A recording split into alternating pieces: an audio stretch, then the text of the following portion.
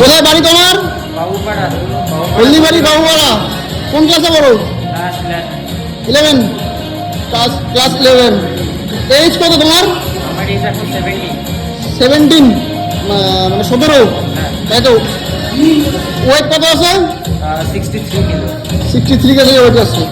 দেখা যাক তোমাকে কতটা প্রোগ্রেসিং দিকে আনতে পারি। একটু রাউন্ড করে ঘোরো দেখি ফিজিক্সটা।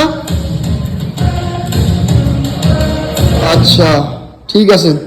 सामने खोज है क्योंकि इम्तिहान की है घड़ी। দেখো সবাই, হ্যাঁ ট্রান্সফরমেশন কিরকম করে করা হয়। हर